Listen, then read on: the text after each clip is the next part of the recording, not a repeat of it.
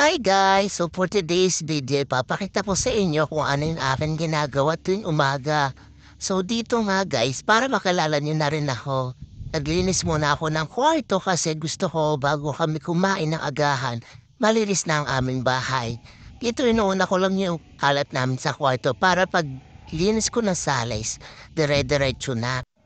So dito nga guys, sa sala namin usually ang nililigpit ko lang naman yung laruan ng anak ko. Pero syempre gusto ko malinis na ang buong bahay. So lahat yan wawalisan ko na at imamap ko na. Yan ang aking daily routine bago kami kumain sa umagahan. Sa buhay, simple lang naman, makapaglinis lang ako, yun lang talaga pangarap ko. Sa ngayon, kasi bilang nanay, gusto ko lagi malinis yung ginagalawan ng anak ko. Kasi pag nasimula na niya maglaro, ay nako, gulong dito, gulong doon. Kaya ang damit niya parang naging map maghapon. Tsaka iba na talaga ang saya ng nanay pag nakapaglinis ng bahay. Yung tipong hindi ka naman maghapong pagod, pero parang ang sarap sa pakaramdam pag yung bahay mo sobrang linis bago ka umupo. Yung tipong walang kalat, wala kang nakikita ang dumi-dumi. Basta gusto mo lang malinis yung paligid mo para nagkakaroon ka na rin ng peace of mind. Tapos maya-maya nagulat ako, tinawag ako ng anak ko, nagsusumbong siya dahil yung pagkain niya raw nalaglag. Oo, nalagyan mo na. Papalitan na lang ni mama.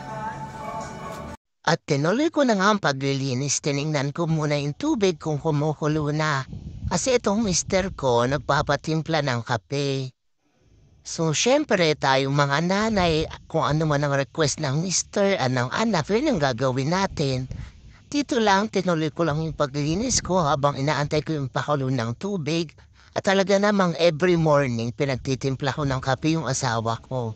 Hindi dahil sa request niya or talagang gusto ko siyang pagsilbihan dahil yun naman talaga ang trabaho natin. Lalo kung good provider naman sila, why not, 'di ba? So ayun nga, pag may mga request ng ulam yung asawa ko, ginagawa ko na yan. Kasi nga, 'di ba, isa siyang good provider sa amin at hindi niya kami pinababayaan. Kaya kahit maging katulong ako maghapon, utos ng utos, okay lang. Siyempre bilang mabuting may bahay, gusto ko lang din suklian yung pagod ng asawa ko sa paghahanap buhay. Dahil hindi rin naman biro yung mag-provide ng pera or magpasok ng pera sa loob ng tahanan. Siyempre kahit pa paano malaking bagay sa amin yung araw-araw na may income yung asawa ko. Sobra pa nga sa swerte guys kasi minsan lagpas-lagpas pa sa 4 na beses kong kumain maghapon at nabibili pa namin yung mga bagay na gusto namin. So dito nga pinagtimpla ko na siya ng kape para naman kahit papaano mainitan yung sikmura niya. At habang nagtitimpla ako ng kape, tinitingnan ko yung sala namin kung may naiwan pa ba akong dumi. Dahil sa totoo lang, gusto kong matapos na maaga ang mga linisin. So eto nga, napakalinis na ng paligid namin. Dahil tapos na rin mo na akong maglinis guys. Salamat sa panonood. Bye-bye!